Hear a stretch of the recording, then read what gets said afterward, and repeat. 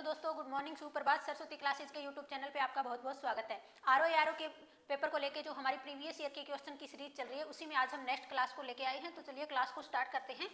जो भी student RO का एग्जाम 2023 में देने जा रहे हैं, उनके लिए हमारी ये क्लास बहुत इंपॉर्टेंट हो जाती है। तो हमारे चैनल को लाइक, शेयर और सब्सक्राइब कर दें ताकि हमारी सभी वीडियो आपको मिलती रहे। हमारा फर्स्ट क्वेश्चन है, मृग तृष्णा किसका उदाहरण है? मृग तृष्णा किसका उदाहरण है? आपने कई बार देखा होगा कि मरुस्थलीय एरिया जो होता है, यानी राजस्थान के जैसे मरुस्थलीय एरिया में आप या उसी तरह के किसी और एरिया में जाएंगे तो आप देखते हैं कि आपको अपनी गर्मियों के दिनों में थोड़ी दूर पे आप देखेंगे तो आपको वहाँ पे ऐसे लग रहा होगा कि जैसे पानी हो, लेकिन जब आप वहाँ पे पहुँचते हैं तो वहाँ पे ऐसा कुछ भी नहीं होता है और आपको कुछ आगे की दूरी पे फिर पानी दिखाई देने लगता है। और ऐसा कैसे होता है? पूर्ण आंतरिक परावर्तन के कारण, प्रकाश के पूर्ण आंतरिक परावर्तन के कारण ही ऐसा होता है और इसी को ही हम मृग तृष्णा कहते हैं। ऑप्शन नंबर बी इसका सही आंसर हो जाएगा। मृग तृष्णा किसका उदाहरण है? पूर्ण आंतरिक परावर्तन का। ऑप्शन नंबर बी इसका सही आंसर हो जाएगा। नेक्स्ट क्वेश्चन देख लीजिए, एक बायोगैस संयंत्र में निम्न में से कौन सी प्रक्रिया होती है? बायोगैस संयंत्र में, बायोगैस यानी गोबर गैस जिसे हम कहते हैं आम भाषा में, एक ऐसा प्लांट बनाया जाता है जिसमें गोबर डाला जाता है, उससे गैस बनती है और उसी गैस को हम खाना वगैरह पकाने के काम में लेते हैं। तो हमें बताना है एक बायोगैस संयंत्र में निम्न में से कौन सी प्रक्रिया होती है? ऑप्शन ए है किण्वन की, ऑप्शन बी है अपचयन की, ऑप्शन सी है हाइड्रोजनीकरण की या ऑप्शन डी बहुलकीकरण की। बताइए शाबाश, इसका सही आंसर क्या होगा? अगर आपको इसका आंसर आ रहा है तो आप इसका कमेंट बॉक्स में आंसर कर सकते हैं। तो गोबर के किण्वन के द्वारा बायोगैस संयंत्र में कौन सी प्रक्रिया होती है? किण्वन प्रक्रिया होती है। गोबर के किण्वन के द्वारा बायोगैस का उत्पादन होता है। नेक्स्ट क्वेश्चन देख लेते हैं। क्वेश्चन नंबर 3 है, नदी का जल प्रदूषण कैसे मापा जाता है? नदी के जल में कितना प्रदूषण है, ये कैसे मापा जाता है? ऑप्शन देख लीजिए, जल में घुली क्लोरीन की मात्रा से, ऑप्शन बी है जल में घुली ओजोन की मात्रा से, ऑप्शन सी है जल में घुली नाइट्रोजन की मात्रा से या ऑप्शन डी है जल में घुली ऑक्सीजन की मात्रा से। तो नदी का जल प्रदूषण कैसे मापा जाता है? बताइए शाबाश। जल प्रदूषण को मापा जाता है बीओडी के द्वारा, बायोलॉजिकल ऑक्सीजन डिमांड के द्वारा। यानी जल में जितनी अधिक ऑक्सीजन की मात्रा होगी प्रदूषण उतना ही कम होगा, और जल में जितनी ऑक्सीजन की मात्रा कम होगी प्रदूषण उतना ही अधिक होगा। तो जल में घुली हुई ऑक्सीजन की मात्रा से ही हम पता लगा सकते हैं कि जल का प्रदूषण कितना है। ऑक्सीजन की मात्रा अधिक है तो प्रदूषण कम है और ऑक्सीजन की मात्रा कम है तो प्रदूषण अधिक है। नेक्स्ट क्वेश्चन देख लीजिए। क्वेश्चन नंबर 4 है, धूपगढ़ चोटी निम्नलिखित राष्ट्रीय उद्यानों में से किस में स्थित है? धूपगढ़ चोटी। ऑप्शन देख लीजिए, ऑप्शन ए है सतपुड़ा राष्ट्रीय उद्यान, ऑप्शन बी है कान्हा राष्ट्रीय उद्यान, ऑप्शन सी है बांधवगढ़ राष्ट्रीय उद्यान या ऑप्शन डी माधव राष्ट्रीय उद्यान। ये चारों के चारों राष्ट्रीय उद्यान कहाँ पे है? मध्य प्रदेश में। चारों के चारों मध्य प्रदेश में है। और हाल फिलहाल में मध्य प्रदेश का कुन्नो नेशनल पार्क काफी चर्चा में रहा था। Kunno national park, tiger reserve जो है, कुन्नो टाइगर रिजर्व, ये बहुत अधिक चर्चा में था क्योंकि अफ्रीका के नामीबिया से यहाँ पे चीते मंगवाए गए थे। अफ्रीका के नामीबिया से चीते मंगवा के कहाँ रखे गए थे? कुन्नो नेशनल पार्क में, मध्य प्रदेश में। और धूपगढ़ चोटी है सतपुड़ा राष्ट्रीय उद्यान में। ऑप्शन नंबर ए इसका सही आंसर हो जाएगा। सतपुड़ा राष्ट्रीय उद्यान में धूपगढ़ चोटी है। नेक्स्ट क्वेश्चन हम देख लेते हैं। क्वेश्चन नंबर 5 है, भारत वन स्थिति रिपोर्ट 2021 के अनुसार निम्नलिखित में से किस राज्य में जनजातीय जिलों की संख्या सबसे अधिक है? भारतीय वन स्थिति रिपोर्ट 2021 जो आई है उसके अनुसार जनजातीय जिलों की संख्या सबसे अधिक कौन से राज्य में है? नागालैंड में, मेघालय में, मिजोरम में या मणिपुर में? नागालैंड में जनजातीय जिले हैं 11, मेघालय में 9, मिजोरम में 8 और मणिपुर में 9। तो सबसे ज्यादा कहाँ पे है? नागालैंड में। ऑप्शन नंबर ए इसका सही आंसर हो जाएगा। भारत वन स्थिति रिपोर्ट 2021 के अनुसार निम्नलिखित में से नागालैंड में जनजातीय जिलों की संख्या सबसे अधिक है। नेक्स्ट क्वेश्चन हम देख लेते हैं। क्वेश्चन नंबर 6 है, आकाश नीला दिखाई पड़ता है क्योंकि आकाश की तरफ हम जब देखते हैं तो हमें आकाश नीले रंग का क्यों दिखाई देता है? इसका कारण क्या है ये हमें बताना है। नीले प्रकाश का प्रकीर्णन सबसे अधिक होता है। ऑप्शन बी है लाल प्रकाश का प्रकीर्णन सबसे अधिक होता है। ऑप्शन सी है नीले प्रकाश का वातावरण में अवशोषण सबसे कम होता है या फिर लाल प्रकाश का वातावरण में अवशोषण सर्वाधिक होता है। तो किस कारण से आकाश हमें नीले रंग का दिखाई देता है? जब सूर्य का प्रकाश धरती पे आता है तो उससे पहले वो बहुत सारे धूल मिट्टी के कणों से गुजरता है और जिससे क्या होता है, प्रकीर्णन के कारण प्रकाश फैल जाता है और नीले प्रकाश का प्रकीर्णन सबसे अधिक होता है। इसी वजह से आकाश हमें नीला दिखाई देता है और सबसे कम होता है लाल रंग का। लाल प्रकाश का प्रकीर्णन सबसे कम होता है। ऑप्शन नंबर ए इसका सही आंसर हो जाएगा क्योंकि नीले प्रकाश का प्रकीर्णन सबसे अधिक होता है, इसीलिए आकाश हमें नीला दिखाई पड़ता है। नेक्स्ट क्वेश्चन देख लीजिए, क्वेश्चन नंबर 7 है, भारत में निम्नलिखित में से किसे एक जैव विविधता हॉटस्पॉट माना जाता है? किसे एक जैव विविधता हॉटस्पॉट माना जाता है? तो भारत में जैव विविधता हॉटस्पॉट कौन कौन से हैं? सुंडालैंड, इंडो बर्मा क्षेत्र,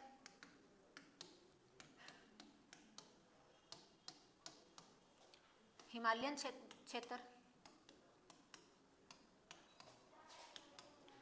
और चौथा है पश्चिमी घाट।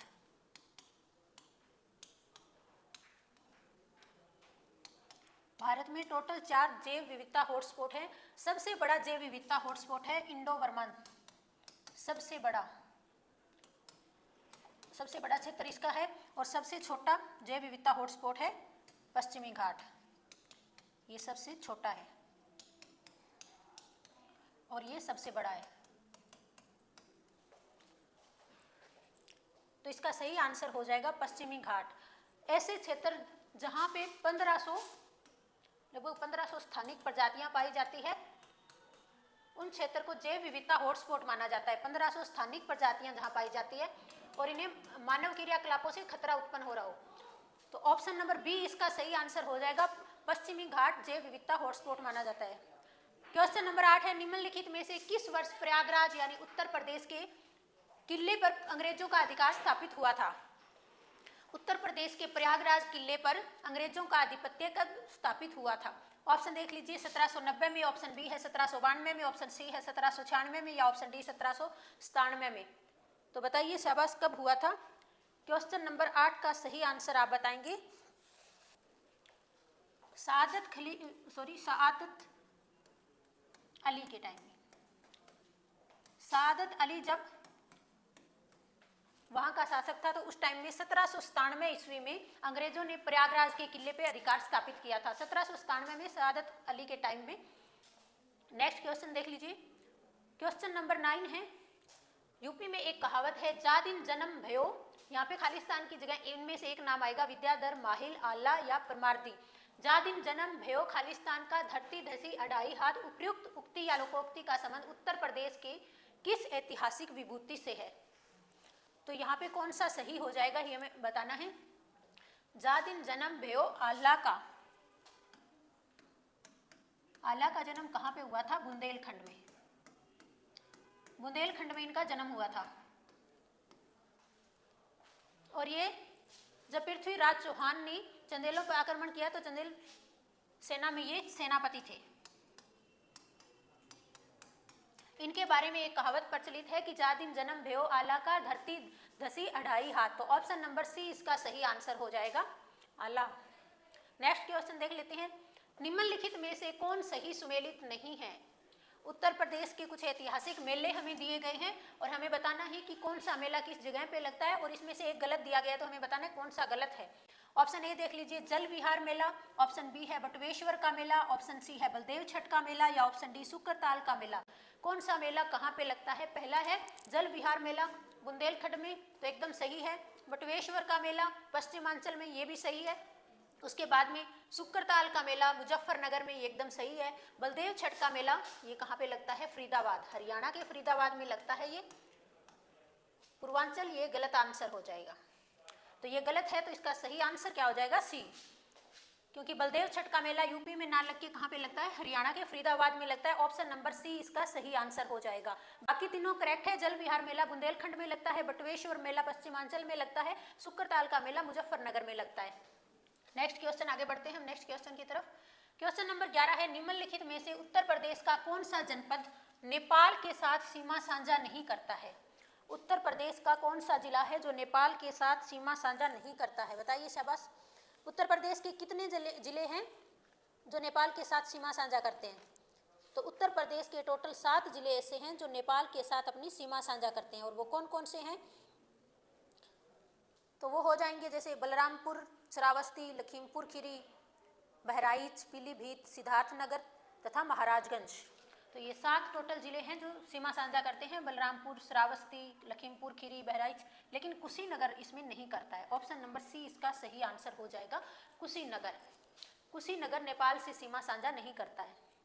टोटल 7 जिले सीमा साझा करते हैं। क्वेश्चन नंबर 12 है, उत्तर प्रदेश के निम्नलिखित किस ऐतिहासिक मेले में हिंदू और मुसलमान दोनों आते हैं? उत्तर प्रदेश में ऐसा कौन सा मेला लगता है जिसमें हिंदू और मुसलमान दोनों आते हैं? ऑप्शन ए है नौचंदी का मेला, ऑप्शन बी है बाबरो बाबा का मेला, ऑप्शन सी है फूलडोल का मेला या ऑप्शन डी बटवेश्वर का मेला। कौन सा इसका सही आंसर हो जाएगा? फूलडोल का मेला काफी फेमस है और ये राजस्थान के भीलवाड़ा में लगता है, राजस्थान के भीलवाड़ा में। बटवेश्वर का मेला आगरा में लगता है। नौचंदी का मेला मेरठ में लगता है नवरात्रों में। कब लगता है? नवरात्रों में। नवरात्रों के समय ये मेला लगता है, नौचंदी का मेला, और इस मेले में हिंदू और मुसलमान दोनों आते हैं। हिंदू मुसलमान सहयोगिता का ये मेला है नौचंदी का मेला। ऑप्शन नंबर ए इसका सही आंसर हो जाएगा। नौचंदी का मेला जिसे हिंदू मुसलमान सहयोगिता से संबंधित मान के देखा जाता है, ये मेरठ में लगता है नवरात्रों के टाइम में। ऑप्शन नंबर ए इसका सही आंसर हो जाएगा। क्वेश्चन नंबर 13 है, उत्तर प्रदेश की कुल जनसंख्या में कार्यबल का प्रतिशत कितना है?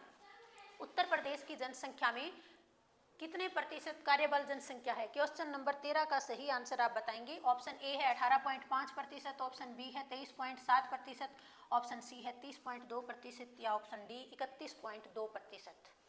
तो इसका सही आंसर क्या हो जाएगा? उत्तर प्रदेश में कितनी जनसंख्या कार्यबल है? तो इसका सही आंसर है 23.7%। बाकी सब के सब निठल्ले बैठे हैं। 23.7% लोग जो हैं कार्यरत हैं। ऑप्शन नंबर बी इसका सही आंसर हो जाएगा। क्वेश्चन नंबर 14 है, निम्नलिखित में से किस वर्ष वर्तमान उत्तर प्रदेश का प्राय संपूर्ण क्षेत्र बंगाल प्रेसिडेंसी से अलग करके आगरा प्रेसिडेंसी के अधीन कर दिया गया? बताइए शाबाश। किस वर्ष उत्तर प्रदेश का जो है क्षेत्र जो पहले बंगाल प्रेसिडेंसी के अधीन था, उसे कब वहां से हटाकर आगरा प्रेसिडेंसी के अधीन किया गया था? 1832 ईस्वी में, 1833 ईस्वी में, 1834 ईस्वी में, 1835 ईस्वी में। तो कब किया गया था इसे? ये किया गया था 1833 ईस्वी में। ऑप्शन नंबर बी इसका सही आंसर हो जाएगा। 1833 में बंगाल प्रेसिडेंसी से हटा के कहाँ कर दिया गया था? ये कर दिया गया था आगरा में। ठीक है, क्वेश्चन नंबर बी इसका सही आंसर हो जाएगा। क्वेश्चन नंबर 15 है, निम्न राज्यों में से कौन ट्यूबवेल सिंचाई के क्षेत्र में सर्वोच्च है? कौन सा ऐसा राज्य है इन चारों में से जहां ट्यूबवेल से सिंचाई सबसे अधिक होती है? क्वेश्चन नंबर 15 का सही आंसर आप बताएंगे। उत्तर प्रदेश में, राजस्थान में, पंजाब में या हरियाणा में? इसका सही आंसर क्या हो जाएगा? उत्तर प्रदेश हो जाएगा। यहाँ पे 74.9% सिंचाई किससे होती है? ट्यूबवेल से, यानी नलकूप भी लिखा आ सकता है, ट्यूबवेल या नलकूप से। ऑप्शन नंबर ए इसका सही आंसर हो जाएगा। क्वेश्चन नंबर 16 है, अंग्रेजों के विरुद्ध बनारस विद्रोह का नेतृत्व किसने किया था? बनारस विद्रोह हुआ था, उसका नेतृत्व जो अंग्रेजों के खिलाफ हुआ था, उसका नेतृत्व किसने किया था? ऑप्शन ए है सुजाउद्दौला ने, ऑप्शन बी है आसफुद्दौला ने, ऑप्शन सी है राजा चेत सिंह ने या ऑप्शन डी राजा महिप नारायण सिंह ने। बताइए शाबाश, इसका सही आंसर क्या हो जाएगा? राजा चेत सिंह ने जब विद्रोह किया तो उनपे 5 लाख युद्ध का जुर्माना, 5 लाख रुपए अंग्रेजों ने युद्ध का जुर्माना लगाया था। जब उन्होंने ये देने से मना किया तो अंग्रेजों ने उन्हें गिरफ्तार कर लिया, जिसके विरोध में इनके सैनिकों ने विद्रोह कर दिया और अंग्रेजों ने इसे बड़ी आसानी से दबा दिया। ये किसने किया था? राजा चेत सिंह ने। ऑप्शन नंबर सी इसका सही आंसर हो जाएगा, राजा चेत सिंह। अंग्रेजों के विरुद्ध बनारस विद्रोह का नेतृत्व राजा चेत सिंह ने किया था। क्वेश्चन नंबर 17 है, ब्लैक पोट्री के लिए geographical indication tag Uttar Pradesh में निम्नलिखित में से किस स्थान से संबंधित है? ज्योग्राफिकल इंडिकेशन टैग यानी जीआई टैग, ये कितने वर्षों के लिए दिया जाता है? 10 वर्षों के लिए। सबसे पहले किसे दिया गया था? सबसे पहले दिया गया था दार्जिलिंग की चाय को, दार्जिलिंग की चाय को। ब्लैक पोट्री के लिए निजामाबाद, आजमगढ़, निजामाबाद को जीआई टैग प्रदान किया गया है। खुर्जा को हैंडीक्राफ्ट में जीआई टैग मिला है और निजामाबाद को ब्लैक पोट्री के लिए ज्योग्राफिकल इंडिकेशन टैग मिला हुआ है। ऑप्शन नंबर सी इसका सही आंसर हो जाएगा। Option number C. Next question हम देख लेते हैं। क्वेश्चन नंबर 18 है, पूर्वी उत्तर प्रदेश की पहली केबल कार सेवा निम्नलिखित में से किस जनपद से प्रारंभ हुई थी? पूर्वी उत्तर प्रदेश की पहली केबल कार सेवा निम्नलिखित में से किस जनपद में प्रारंभ हुई थी? ऑप्शन ए है इटावा, ऑप्शन बी है महाराजगंज, ऑप्शन सी है जौनपुर या ऑप्शन डी मिर्जापुर। तो ये किसके द्वारा शुरू की गई थी? ये शुरू की गई थी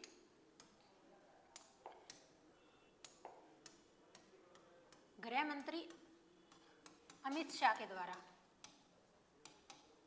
और कहाँ पे शुरू की गई थी? ये की गई थी मिर्जापुर में। ऑप्शन नंबर डी इसका सही आंसर हो जाएगा। मिर्जापुर में पहली केबल कार सेवा गृह मंत्री अमित शाह के द्वारा शुरू की गई थी। नेक्स्ट क्वेश्चन है, क्वेश्चन नंबर 19 देख लीजिए। खाद्य पदार्थों के परिरक्षण के लिए प्रयोग में लाया जाने वाला रसायन क्या है? बहुत सारे बच्चों को यह क्वेश्चन ही समझ में नहीं आएगा। परिरक्षण क्या होता है? रक्षा करना, संरक्षण करना, देखभाल करना। तो अब आपको समझ में आ गया खाद्य पदार्थों की देखभाल के लिए कौन सा जो है रसायन प्रयुक्त में लाया जाता है, जिससे खाद्य पदार्थों का जब भंडार करके रखा जाता है तो खाद्य पदार्थ खराब नहीं होते। उसके लिए कौन सा रसायन उपयोग में लाया जाता है? तो ये है सोडियम बेंजोएट। सोडियम बेंजोएट का प्रयोग किया जाता है, जिससे कि खाद्य पदार्थों के परिरक्षण के लिए प्रयोग में लाया जाता है। नेक्स्ट क्वेश्चन है, क्वेश्चन नंबर 20 है, मानव शरीर में अधिकतम मात्रा में पाया जाने वाला तत्व कौन सा होता है? बताइए शाबाश। मानव शरीर में पाया जाने वाला जो तत्व है अधिकतम मात्रा में कौन सा पाया जाता है? ऑप्शन ए है लोहा, ऑप्शन बी है सोडियम, ऑप्शन सी है फास्फोरस, ऑप्शन डी है कैल्शियम। बहुत सारे स्टूडेंट पढ़ लेते हैं कि मानव शरीर में सबसे ज़्यादा क्या पाया जाता है? ऑक्सीजन। ऑक्सीजन कितनी होती है? 65%। वो एक रट लेते हैं, लेकिन जरूरी नहीं है कि ऑक्सीजन आपको दिया है। अब इन चार में से कौन सा ज़्यादा होता है ये हमें बताना है। लोहा, सोडियम, फास्फोरस, कैल्शियम, सबसे ज़्यादा कौन सा होगा? तो इन सब में सबसे ज़्यादा होता है कैल्शियम, 1.4% होता है। लेकिन वैसे अगर पूछे कि सबसे ज़्यादा कौन सा होता है तो वो ऑक्सीजन होता है।